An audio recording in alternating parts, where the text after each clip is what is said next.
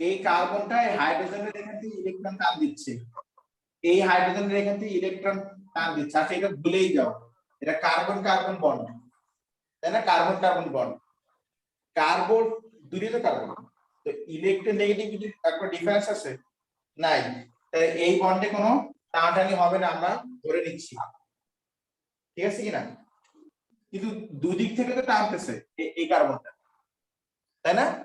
একটু হলেও তো এখানে ইলেকট্রনের গ্যাদারিংটা কি হচ্ছে, বেশি হচ্ছে, তাহলে এই বন্ডের ইলেকট্রন কি হবে,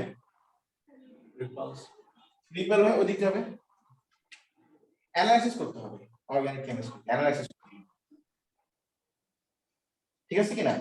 অ্যানালাইসিস শিখতে হবে।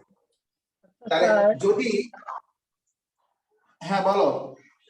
এই এটা কি ওই যে কার্বনের হাইড্রোজেনের যে অ্যাটম ইলেকট্রন নিচ্ছে এটা রিপালশন করে দিয়ে দিবে ওকে? এটা রাইট।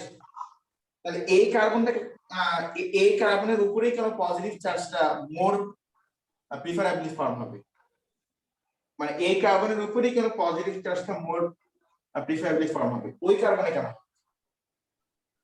কারণ যদি এই কার্বনে পজিটিভ চার্জ ফর্ম হয় তাহলে এটা হচ্ছে একটা সেকেন্ডারি কার্বোকাটায়ন, তাই না? Connery secondary. এই পাশের কার্বনে যদি পজিটিভ চার্জটা ফর্ম হয় তাহলে সেটা প্রাইমারি হচ্ছে। তো কোনটা মোর স্টেবল? সেকেন্ডারিটা মোর স্টেবল, এজন্য এটাই মোর প্রিফারেবল। এজন্য এই প্রোডাক্টটাই হবে ধরুন 90%, 100টার মধ্যে 90টা মলিকিউল এটাই, আর বাকি 10টা মলিকিউল হবে এর উল্টো।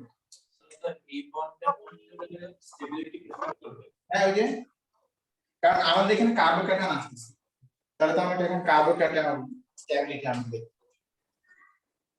তাই না?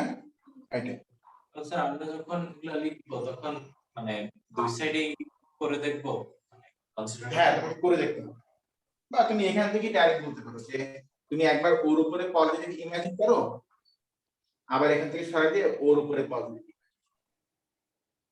আমি যদি ওর উপরে পজিটিভ ইমাজিন করি তাহলে বলো এই কার্বোক্যাটায়ন প্রাইমারি সেকেন্ডারি, কারণ এই এটার সাথে এ একটা কার্বন অ্যাটাচ, ও একটা কার্বন অ্যাটাচ, দুইটা কার্বন অ্যাটাচ, তাহলে সেকেন্ডারি।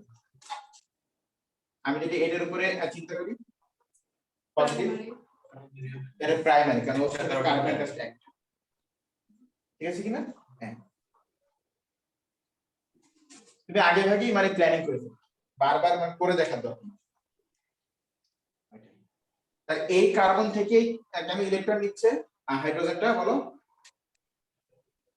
হায়ার স্টেবিলিটির জন্য, কারণ এই কার্বনে যদি পজিটিভ চার্জটা ফর্ম হয় এটা মোর স্টেবল হবে, ইন্ডাকটিভ ইফেক্ট আমরা পড়েছি না, ও ইন্ডাকটিভ ইফেক্ট দিবে, ও ইন্ডাকটিভ ইফেক্ট দিবে, এই পজিটিভ চার্জটাকে মোর স্টেবল করে, ঠিক আছে কিনা?